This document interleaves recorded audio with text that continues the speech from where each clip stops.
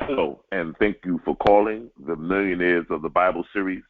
My name is Issachar Bey. I am the Senior Director of the Temple of Enlightenment International Spiritual Center, and I want to welcome you to our call. We are now in the month of August, and this month is our month of action. Uh, we've just transitioned from the elevation and expansion, and now we're moving into action. This is a month where the word for the month is action. Take action. Begin to now use the concepts, the precepts, the golden nuggets, the prosperity principles, the mental laws of action that we've learned, and now begin to apply them by taking action. So we are in this month of August, and now it's time to take action. I want to definitely, commend you guys for your support, and also, for everything that you guys have been doing, getting us to where we are now. We've followed the journey. We've been going through this great book, The Millionaires of the Bible series, Joshua, and we are now on the final chapter of the book.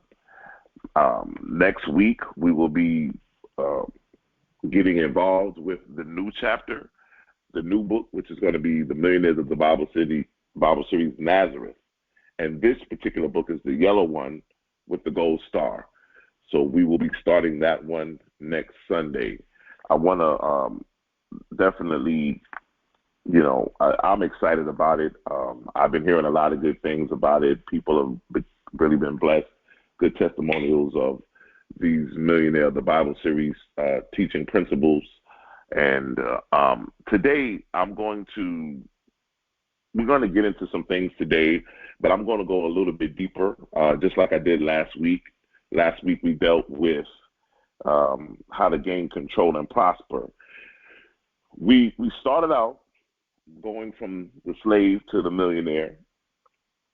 We then moved and elevated to the prosperity law of mental acceptance. We then moved on to the prosperity law of attraction.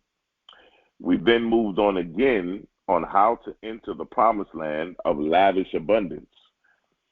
We then moved on to how to claim your prosperous Jericho. We moved on again to chapter 6, what to do when your prosperity is withheld. We moved on from there and went to the prospering power of mistakes. We went from there and we entered in last week on how to gain control and prosper.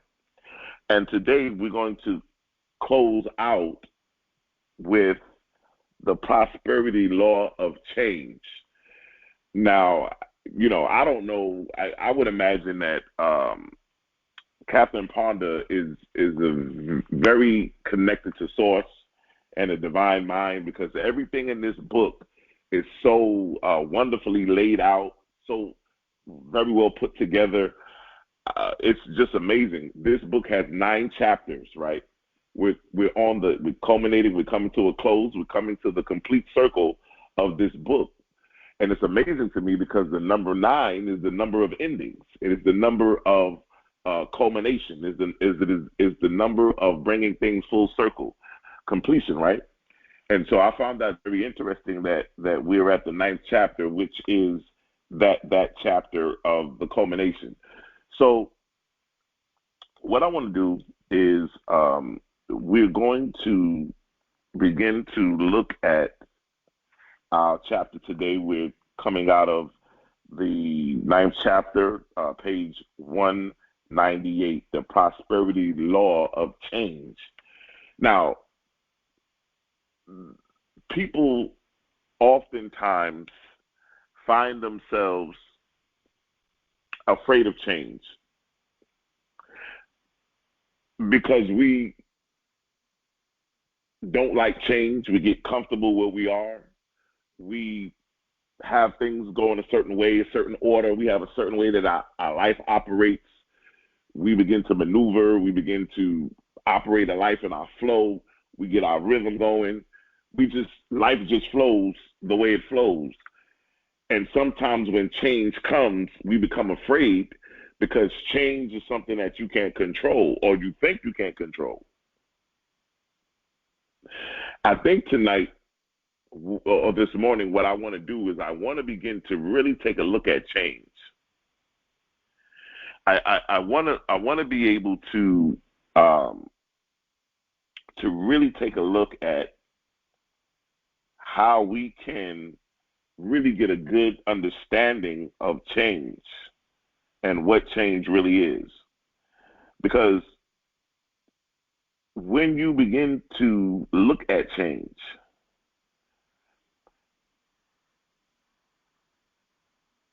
we become afraid because we've never seen it. We don't know how to approach it. We don't know, we try to run from it. We try to stop change. But when you understand the divine plan of your life, your destiny,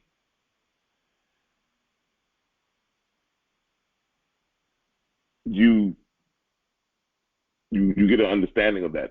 I like to take a look at this. Listen to this. In life, we've been learning thus far, we've been going through this journey of walking in the consciousness of a millionaire, right? The millionaire's consciousness. We talked about the different precepts, the prosperity laws. We learned all these great things. Even on one of the Wednesday lessons in wisdom call, I began to teach on how to create the life roadmap. Because what we've learned in this journey thus far is that Joshua was not just existing. He was living. He had a goal. He had a plan. He was operating and going. He was pretty much targeting he was aiming at his target that he knew he had to get to, which was entering the promised land. But we have to learn how to have a plan so strong that time will submit to it. Because time and change are the only two things that we can't control. But you want to have a plan so strong that time will submit to it and that change will become its servant. I'll say that again. This is a powerful thought here.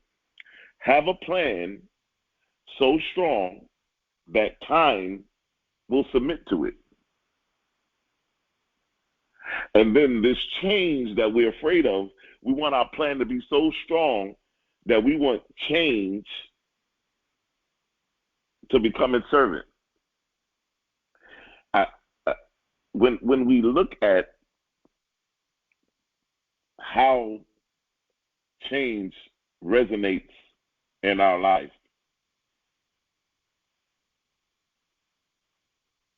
next Sunday night, we're going to be doing the prophetic encounter call. We're going to be doing the prophetic encounter call. And it's going to be next Sunday night. Now, next Sunday is the new moon, which is, everything is just aligning phenomenally because that's going to be one of the great times to do that. So on that call,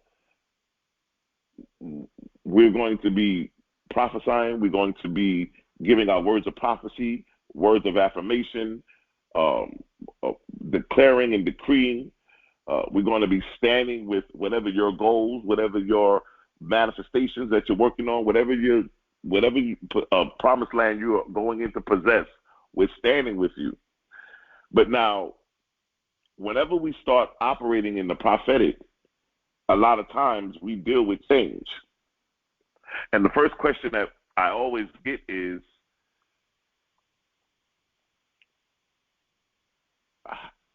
is it a good change or a bad change? Whenever change comes, we always say, is it a good change or a bad change? There is no such thing as a good change or a bad change. The only thing that determines whether the change will be good or bad is how you relate to it.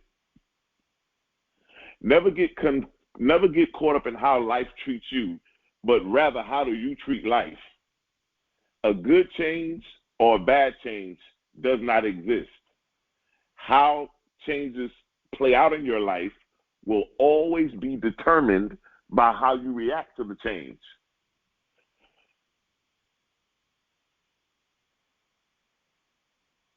We have to learn how to embrace change, and and we have to understand how change allows us to evolve. Nobody stays the same age. Nobody stays the same place where they are mentally.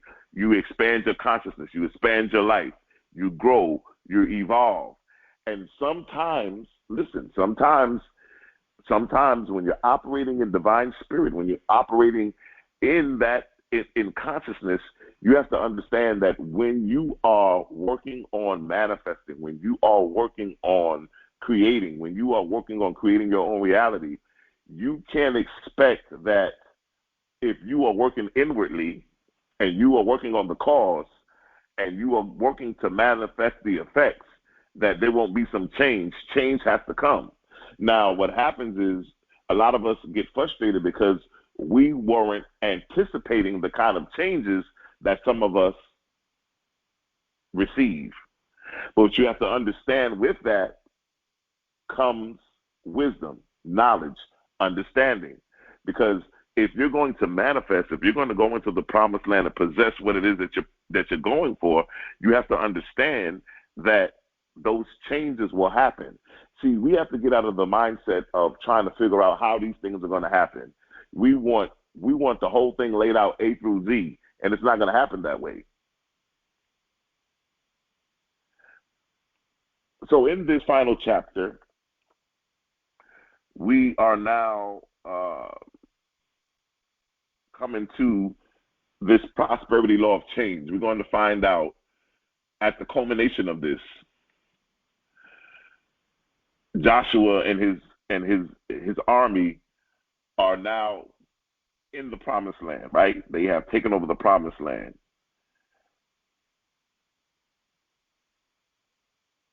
And it says here, after Joshua took the Hebrews into the promised land, they spent the next 7 years helping them take possession of it.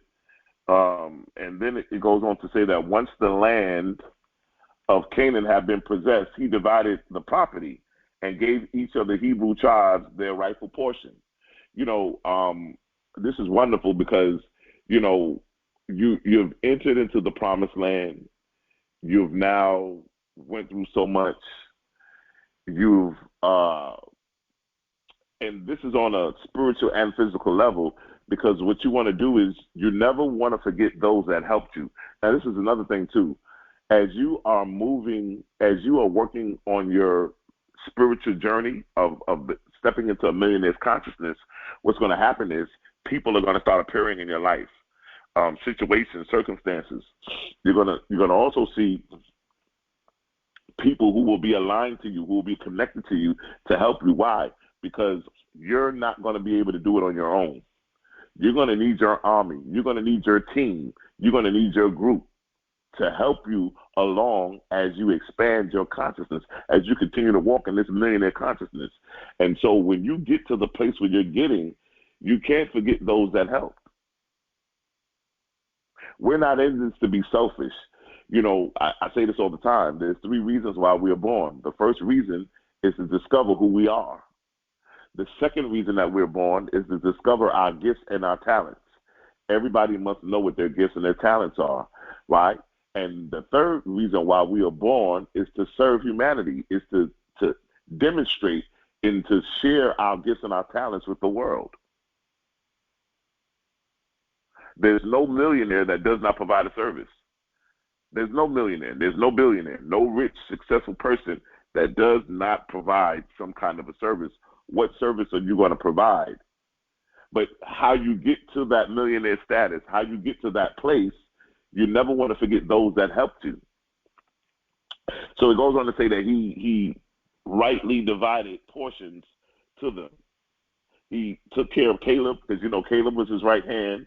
Caleb went in, and we now get here that under Joshua's leadership, a portion of the promised land was set aside for the female descendants. Not only the sons, but the daughters were to share in the inheritance as well. Everybody was able to share in the inheritance who is connected. It's always good to be connected to like-minded people. It's always good to be connected to those. I've always said this, and this is so true. If you ever want to see who somebody really is, if you ever want to see who somebody, if you ever want to know where somebody's going in life, where they're heading to, always look at their friends. Your friends are a resume of what you're going to become. So that means that if you are hanging around people, who are lower than you, lower in consciousness, or who doesn't have as much as you have, you may want to change who you hang around, because your friends are a resume of what you're going to become. I can't say that I'm a millionaire in consciousness and I'm hanging around people that make $20,000 a year. Our consciousness is different. Our language is different. What we see, what we talk, what we believe, our whole MO is different. So I need to start connecting with people of like-mindedness, because if I'm operating in a millionaire consciousness, I will begin to attract people who also have a millionaire consciousness. Why? Because you only attract who you are. You know, they say all the time, you can fool this person, you can fool that person, but you can't fool the universe. You can't fool divine mind, because you can only attract what you are, which means if you're attracting people in your life that you feel that are not up to where you feel you need to be or where you are in your life right now, it's a direct indication that you need to go inside and do some work.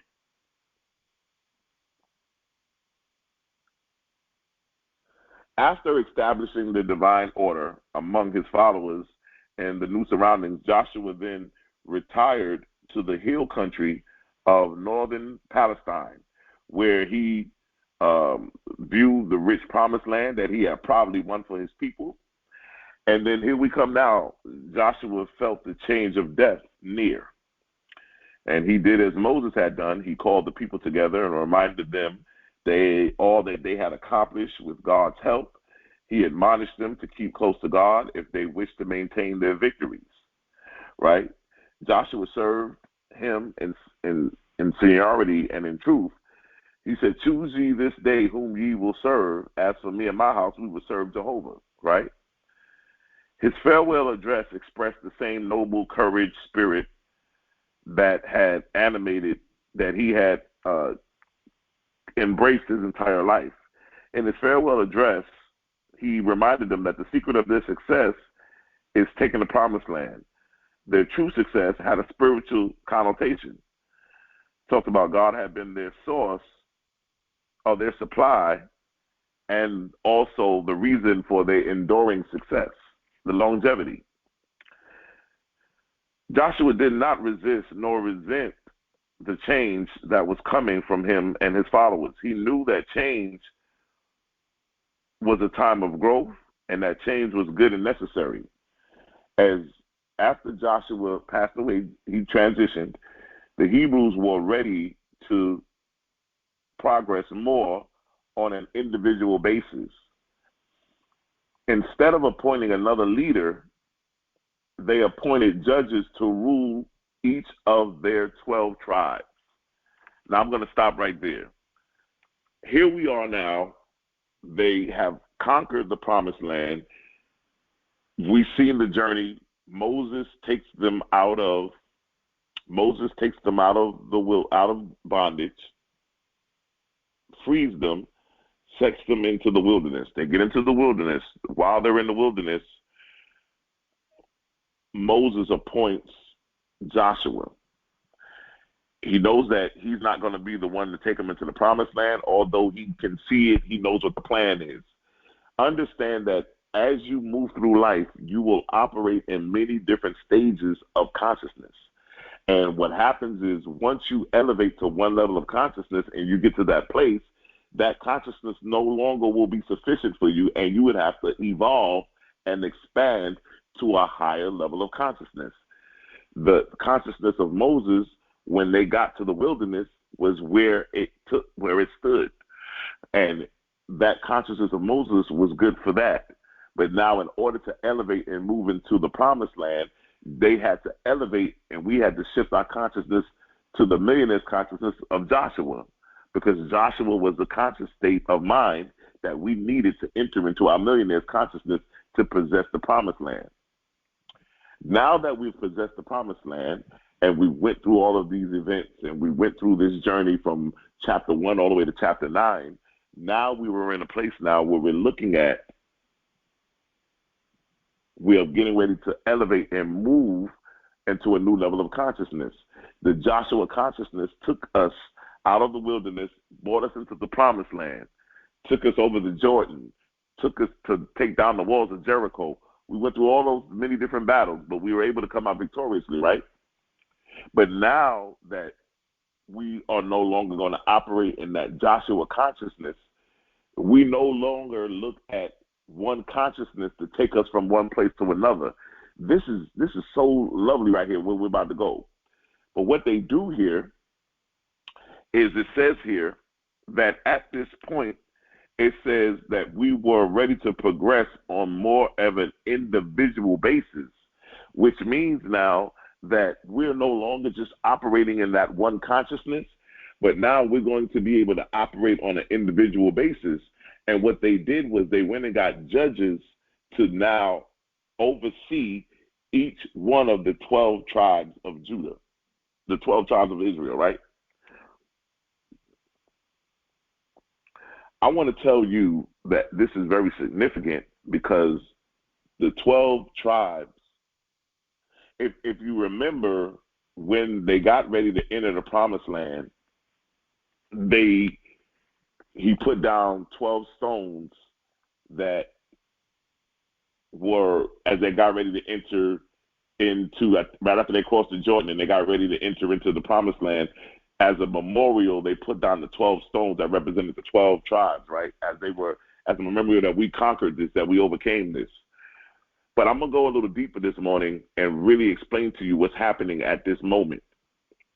When you come into your millionaire consciousness, and we're going to learn starting next week, we're going to enter into another level of consciousness as we move to the millionaire of consciousness, Nazareth.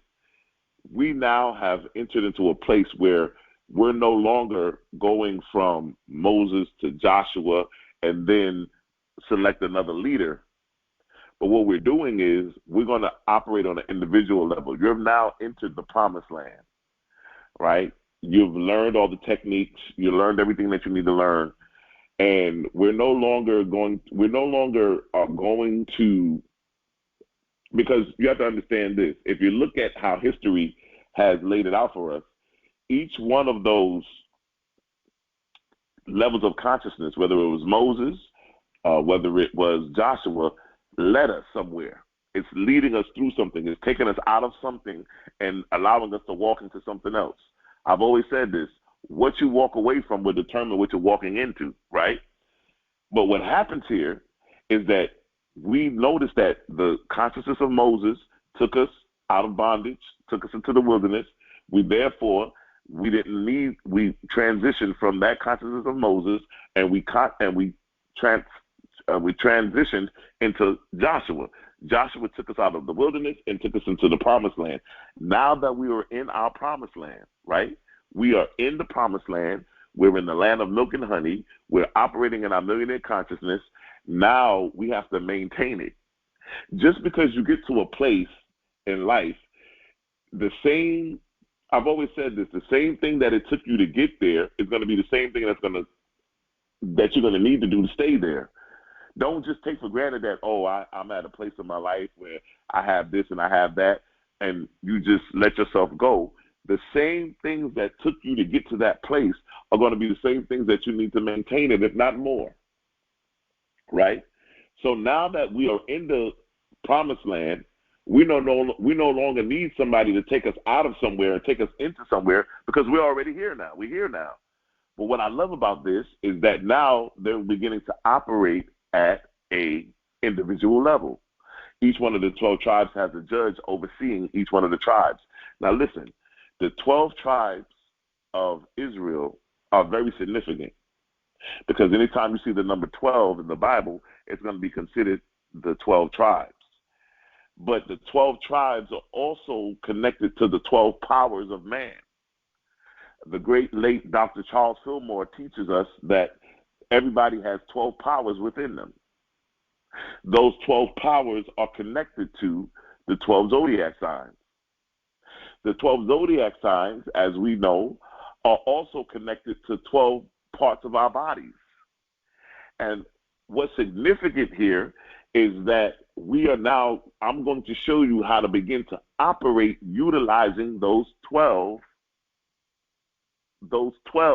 powers of man, those 12 tribes, the significance of it.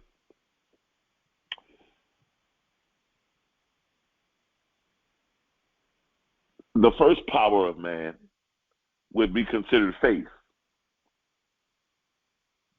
Faith teaches us how to have trust.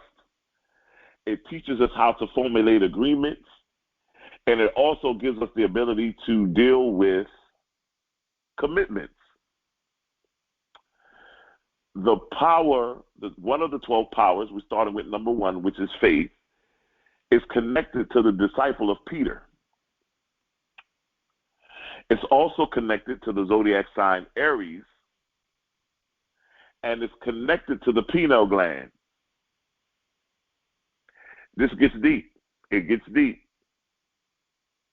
We move to the second power of man, which is understanding. The Bible says, in all thy getting, get understanding. Understanding takes us into a level of consciousness. We understand that consciousness is our only reality. As it is in consciousness, so shall it be on earth. We then also get into our identification, helping us to understand and get an understanding of what's going on to be able to identify and understand things more clearly. And in our understanding, it brings us into that level of authority. The power understanding is connected to the disciple of Thomas. And then it's also connected to the zodiac sign of Scorpio. And the body part that is connected to your understanding is above your right eye.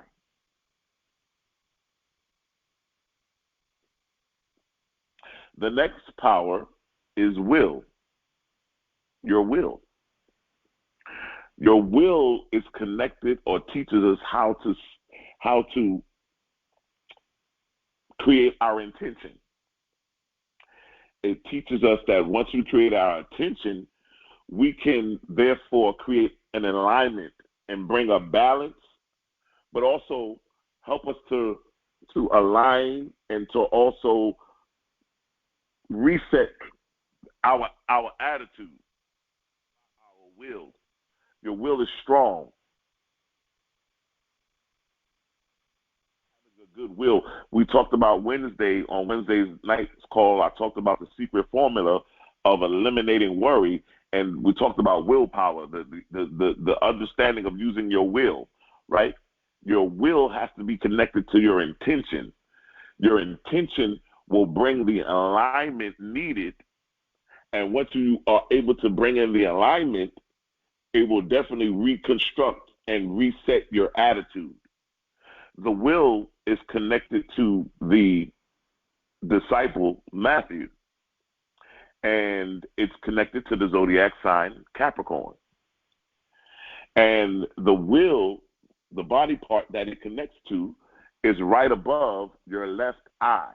Now, some of you may say, wait a minute, this is deep because we are here studying the Millionaires of Consciousness, the Millionaires of the Bible series. They're talking about now at this particular place, we've entered the promised land. We're no longer operating where each stage of our life we keep operating in one consciousness, where we went from the consciousness of Moses to the consciousness of Joshua.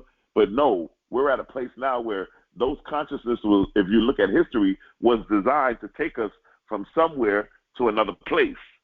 We're no longer going from somewhere to another place. We're at the place where we need to be. We're going to now begin to evolve, expand, and elevate where we are now. In order to do that on an individual level, we now have to master the 12 powers of man, which are now as it says in the text, the 12 tribes. So now we move on to imagination. Your imagination is everything.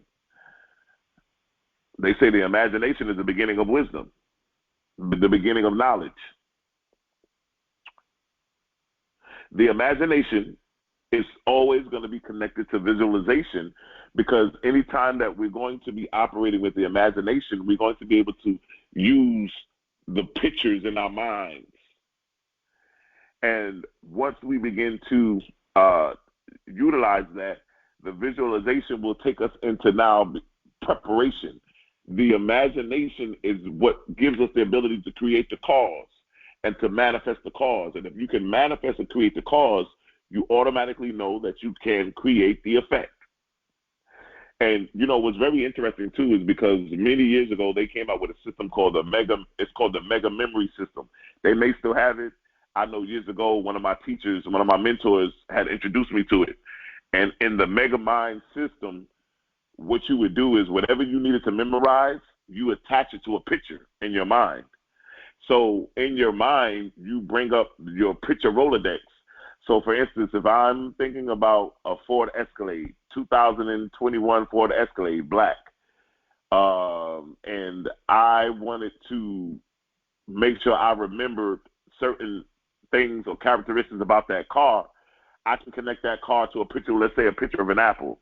So every time I envision or pull up in my mental Rolodex the picture of an apple, I automatically now know that that's connected to the Ford Escalade or whatever it is.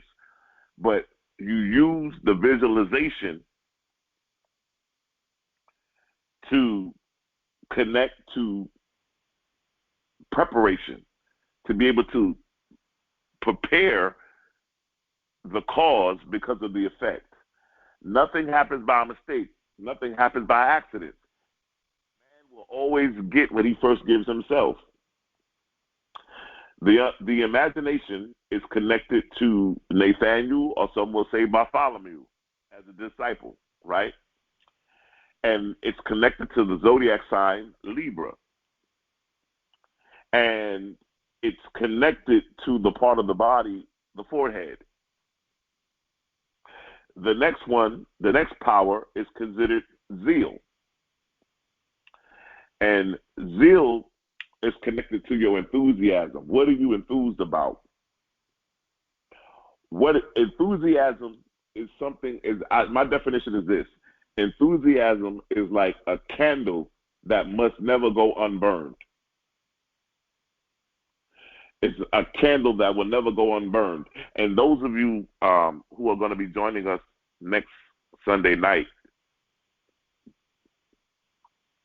at the prophetic encounter call, I'm going to be teaching you guys how to work with candles and how candles are very important. We're going to get in there and work with it, and I'll show you how to really get some things going, because we're in the month of actions, and we're going to see some actions coming. The next, so we're in zeal. So zeal, like I said, it rules enthusiasm. It's connected to the disciple Simon. It's connected to the zodiac sign Taurus. And the part of the body that it's connected to is the back of the neck. And it's very significant because Taurus rules the neck.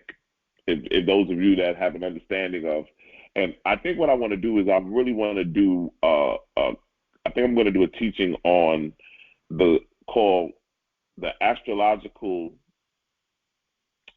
course on self-discovery, because a lot of us have been told to stay away from the zodiac. It's wrong. It's the devil. It's all of these bad things. But in actuality, you know, I had a conversation with a woman the other day, and she told me that for years she was running away from me because she knew I had came out of the traditional church. She knew, and you know, me and Reverend Israel always talked about how when I started the Enlightenment Center, something went crazy, because when Reverend Israel started the Awakening Light in Vegas, he had a predominantly black audience. And when I started the Enlightenment Center, the Temple of Enlightenment, what happened was I had a predominantly white audience.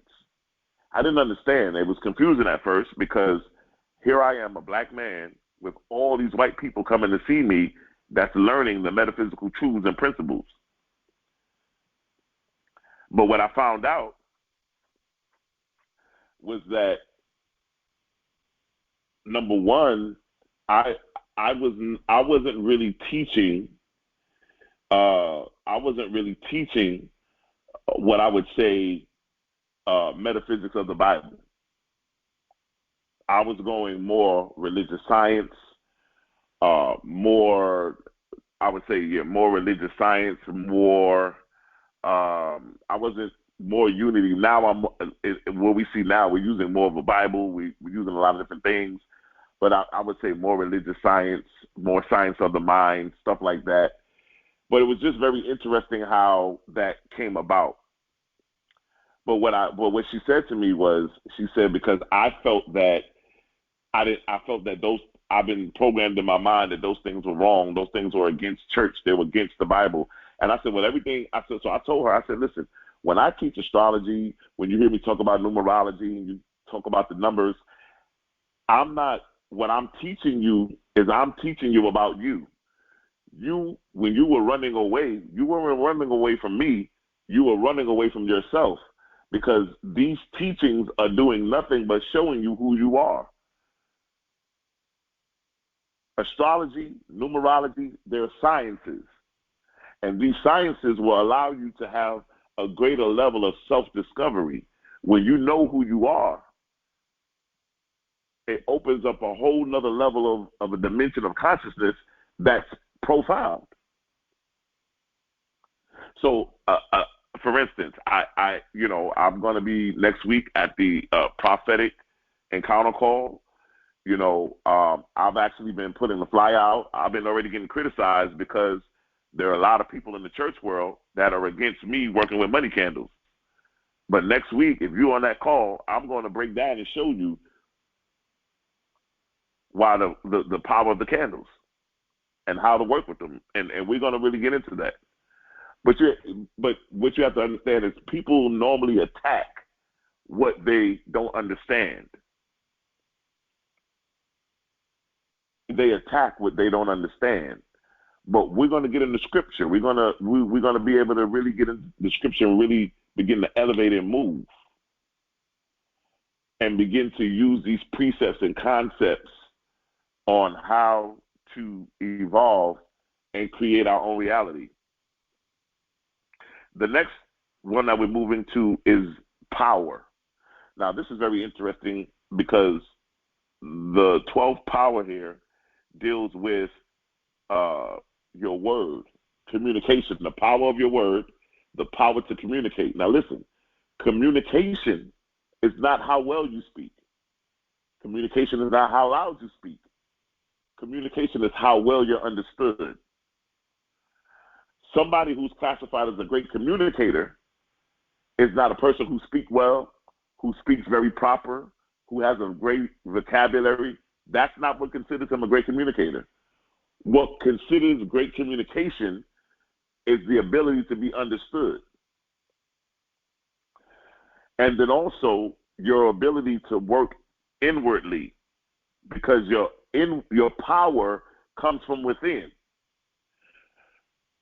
What we see outside that we consider to be powerful, or what we consider to be power, is the effects of it. But your inner workings are your power. Power is connected to the disciple Philip, and it's connected to the zodiac sign Virgo, and connected to your throat. And I found that very interesting because now, if they're connecting power to your throat, that also means that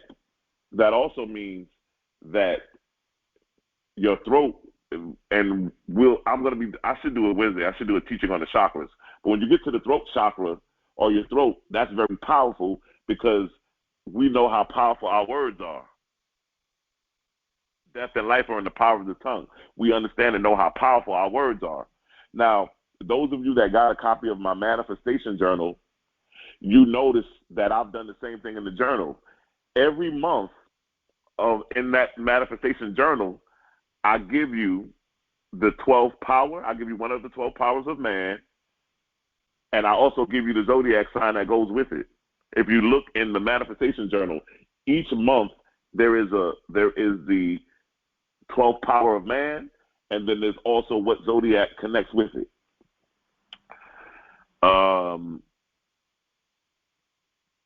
The next one is love. This right here, we can do a whole series on what love is supposed to be.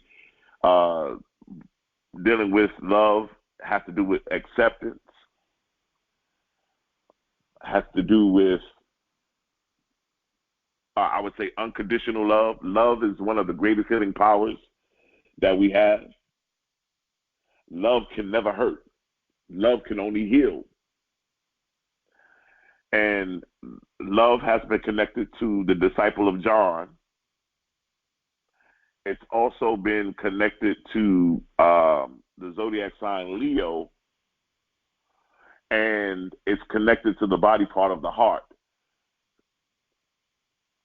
The next one we have here is going to be wisdom. Wisdom is what we call our life's experiences, right? Instead of mistakes, we call them experiences. Wisdom is the ability to learn from those mistakes, learn from those accidents, those ups, those downs, the journey of life that we've been on thus far. We collect wisdom. Wisdom gives us the ability to do great judgment, but it also allows us to possess great substance. Wisdom is connected to the disciple James. It's connected to the zodiac sign Sagittarius, and it's connected to the body part, the abdomen. The next one we have is going to be order. And order, I would say, is something, or structure or discipline, order, to put things in order, to have order, will definitely remove us from disorder. So we have to have order, right? Order allows us to bring in balance.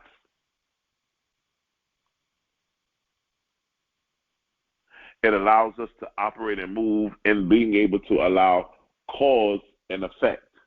It gives us that balance of being able to create the cause when we need to create the effect, right? It's connected to the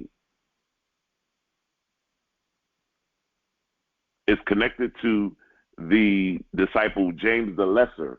So there's two James. We have James the Greater, which was wisdom, and then we have James the Lesser, disciple James the Lesser, which is going to be also connected to the zodiac sign Gemini and to the body part, the solar plexus.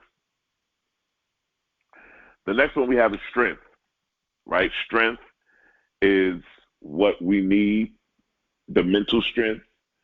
It helps us to become, to maintain and to be proficient in our responsibilities, but also gives us courage, gives us the ability to stand, to go forth, to persevere, right? The strength is connected to the disciple Andrew. It's connected to the sign of Cancer, and it's connected to the small part of our back, the small of your back. The next one is renunciation. Renunciation is the ability to be able to eliminate, to release. You got to be able to let go, release. We can't hold and take in everything, but as cycles of life, there are things that need to be released and let go of. So these are the things: renunciation, to be able to release, to let go, to get to let it go, release it, let it go. It's connected to the disciple Jude. It's connected to the zodiac sign Aquarius, and it's also connected to the part of the body, the organs of elimination. All organs that release toxins and release elimination, that's where we are, being able to release. Whatever we take in, there has to also be a point, some point. Now, these, and then we go down to the last one, which is life, right? The 12th power of life. And that's connected to transformation and rebirth, transforming, going through life as a journey, and also the rebirth, the death and the rebirth, right? It's connected to Judaism. It's connected to the zodiac sign of Pisces, and it's connected to the genitals, right? So the 12 powers of man are going to be faith, understanding, will, imagination, zeal, power, love, wisdom, order, strength, renunciation, and life. The 12 powers of man are connected to the 12 tribes, the 12 tribes, the 12 disciples, those 12 parts of our bodies, which are now we are operating in. These 12 powers we're now operating in because they're going to help us maintain our millionaire consciousness as we have now been put into, and now we're at this place now.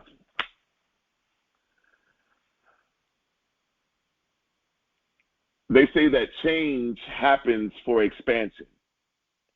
And what I mean by that is, as we have now seen that Joshua has transitioned and he's no longer with us, and now we're operating on these 12 powers, we're now moving into a season of change. Because we're now dealing with all these different facets. So we actually went from one level of consciousness, and now look how many facets we're operating in. We're operating in the 12 tribes, in the individual stance.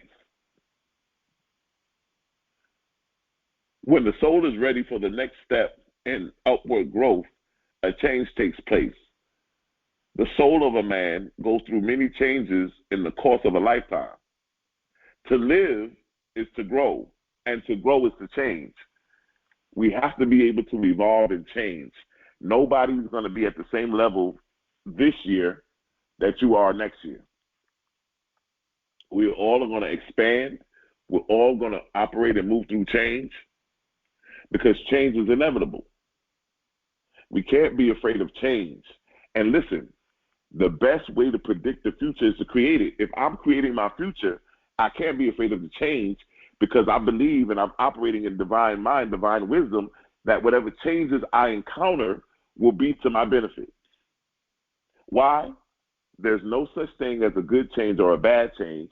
The only thing that determines how that change plays out is how I react to the change. So if I have a bad reaction to that change, then it will probably play out bad. But if I have a good reaction to that change, it will determine how the change plays out.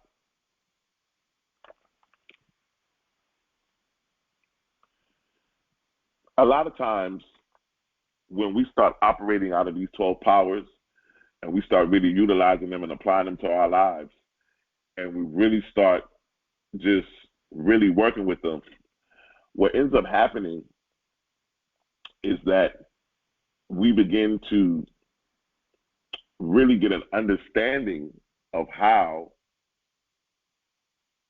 life will catapult us into certain situations. For instance, there's many of us who've been listening to this call every Sunday. Every Sunday you've been on this call, you've been operating in your millionaire consciousness, you've been applying the techniques. We understand that just listening to this call means absolutely nothing unless we take ownership and begin to apply these concepts and these great truths to our lives. But what happens is when you start operating in a millionaire consciousness, there may be some things in your life that you were afraid to do or that you were afraid to take on, but because your consciousness changed, life kind of catapulted you and pushed you into some situations that you was like, oh my God, what's going on here? I didn't expect this. But you have to understand that in order for you to get to where you're going, sometimes you're going to see those changes come forth. Those changes are meant to expand and to elevate and to put you in the place where you need to be.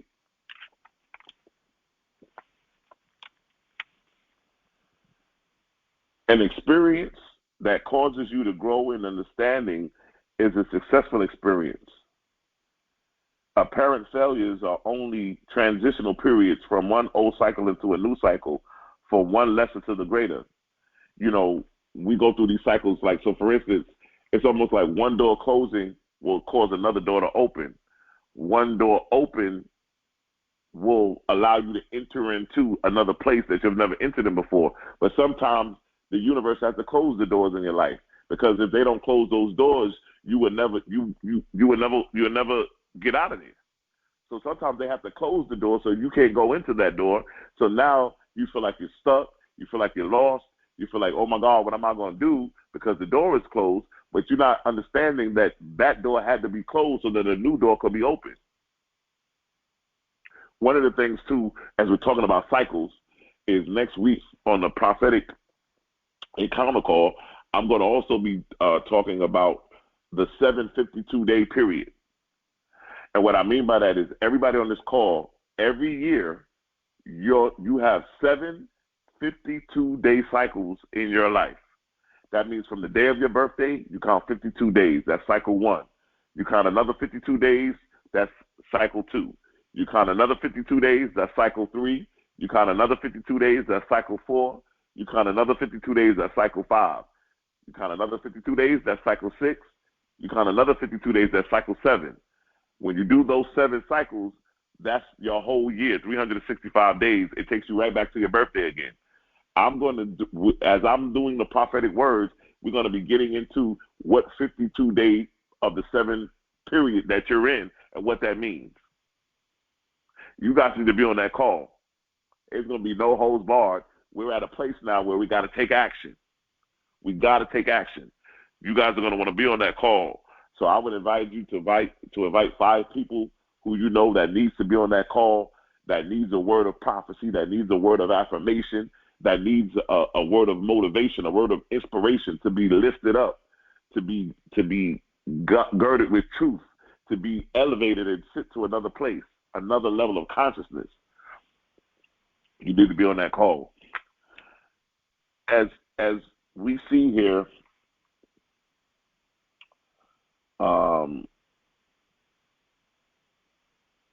that they say that Joshua passed away on Mount Ephraim. And the word Ephraim means doubly fruitful, very productive. We have to understand, as I say all the time, that the many levels of consciousness that we have went through in this journey, in this book, and we're now at a place now where it's very amazing to me. There's only 9 chapters in the book. 9 is the number of completion. 9 is the number of culmination. But then also what we do is we're also operating at a place where we are no longer just guided by the one consciousness now. We're now operating out of the 12 powers of man. We're operating out of the 12 tribes, the 12 zodiac signs, the 12 disciples. We're all culminating and really getting an understanding, even down to the 12 parts of our bodies that are very significant in our livelihood and how we operate. I think this is absolutely phenomenal.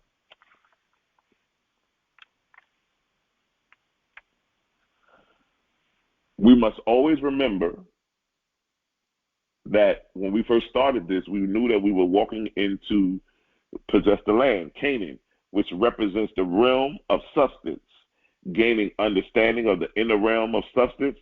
And we understood that that substance was the foundation from which wealth comes. It is the foundation.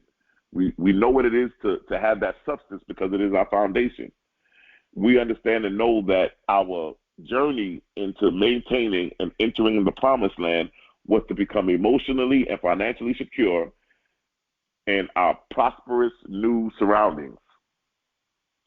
You want to be spiritually, emotionally, and financially secure, right? It starts off the spiritual, the emotional, and the financial comes from the out. We see the effects of it, but we understand that the inner workings always will affect the outer workings.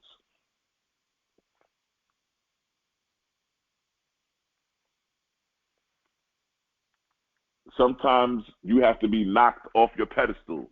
Sometimes you got to be knocked out of the position that you're in. Sometimes things have to get broken down so that they can be rebuilt again. So don't be afraid of the changes. Don't be afraid of these changes that are coming.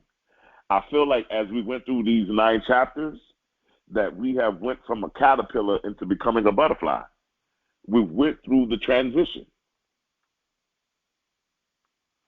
One of the affirmations that I love says here, I welcome change and call it good. All things work together for good, even the changes in my life. To live and to grow is the change. If I hold fast, I fail, but if I let go, I grow. I willingly do the will of God in me in each situation. I accept my divine expansion now. I welcome the acceleration of change, and I benefit vastly from it now. I look upon every change as a new beginning, so I am doubly prospered by it. Yes, I meet life non-resistantly. My own life becomes fruitful, satisfying, and productive of good. My cup runneth over. I now enter the promised land where I belong.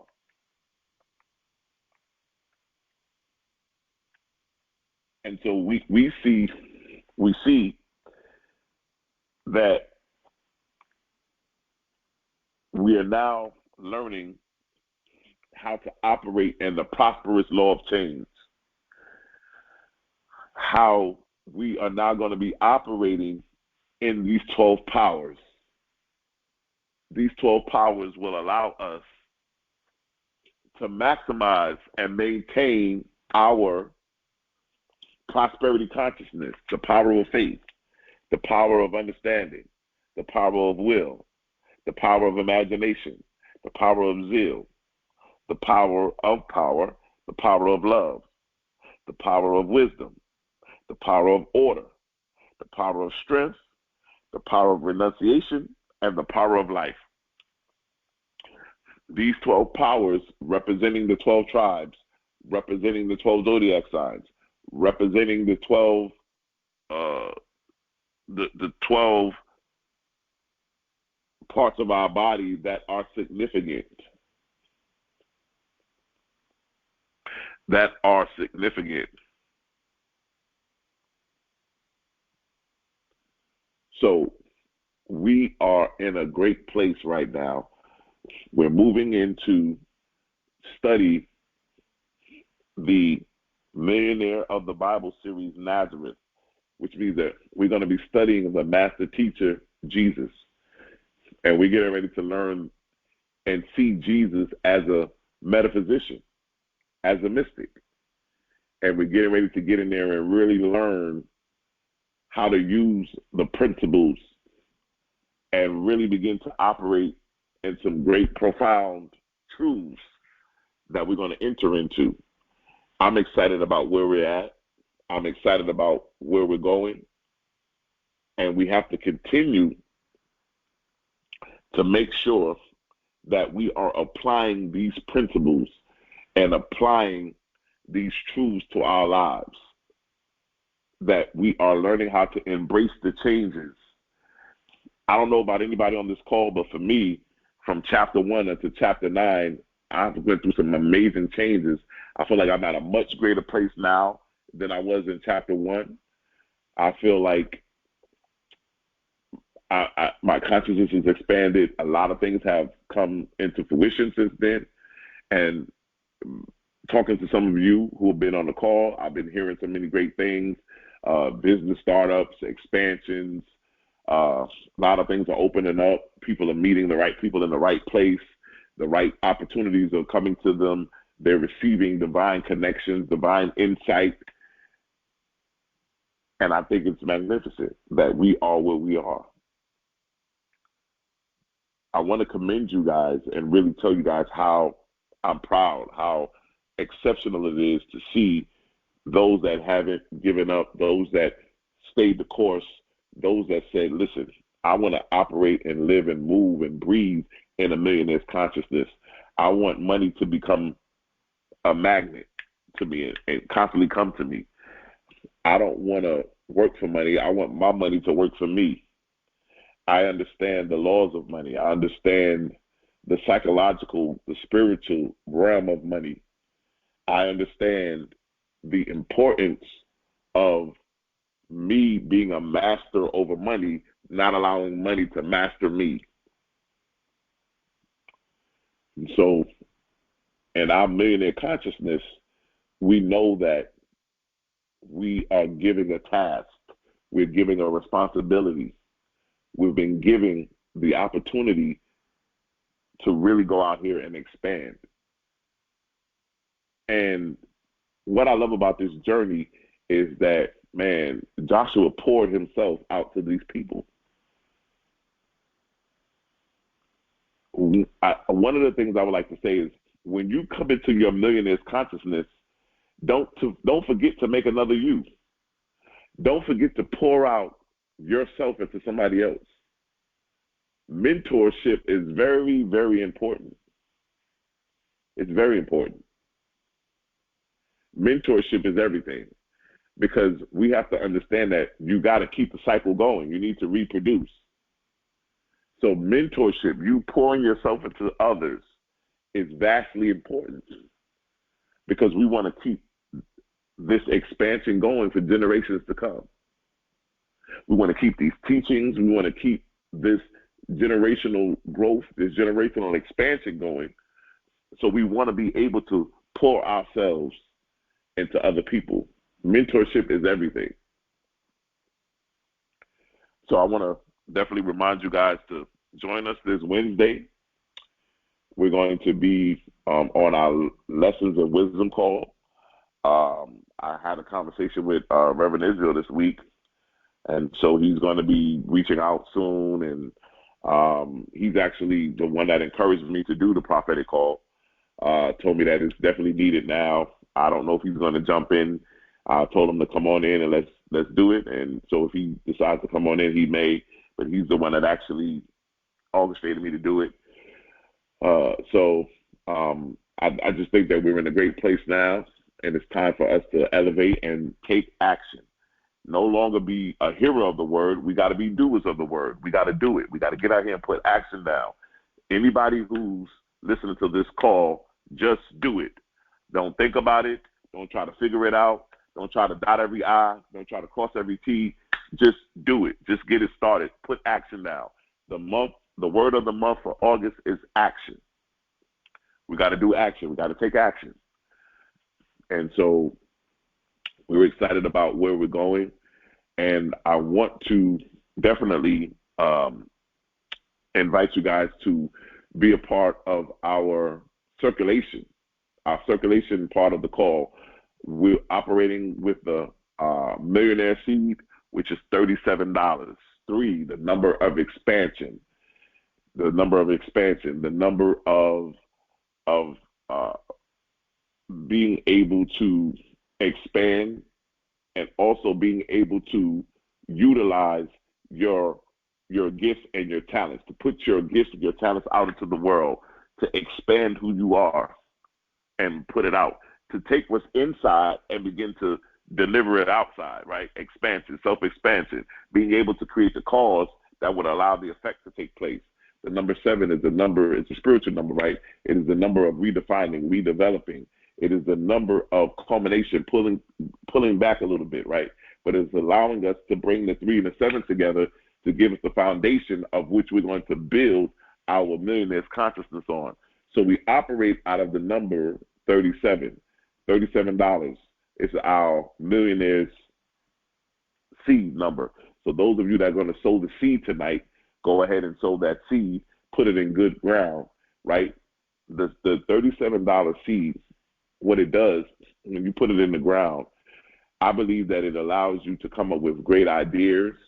I believe when you sow the seed, it would allow you to meet the right people at the right time. Also, when you sow the seed, it will open up other avenues for money to come into your hands. Why? Because whatever you release out of your hands, we're not releasing it and letting it go. We're circulating it. It's coming back to us 100-fold return. So those of you that you will see opportunities coming, phone calls being made, people want to meet you. You're getting calls. You're getting more clients. There's so many different things that are happening because of you being able to operate and move out of to be able to operate and move out of the seed.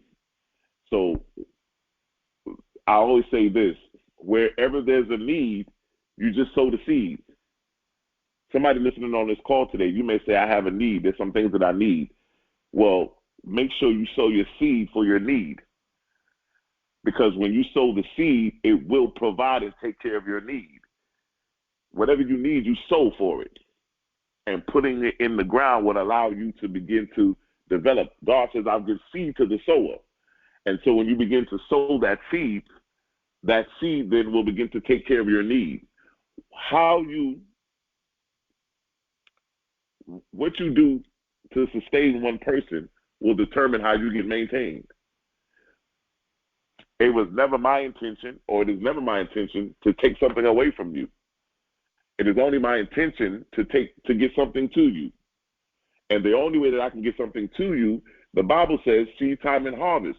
Whatsoever a man soweth, that shall he also reap. So we understand the laws of sowing and reaping. And so I'm just excited that where we get ready to go as we move into this new month of action. You can sow on Cash App, which is going to be $TOESC,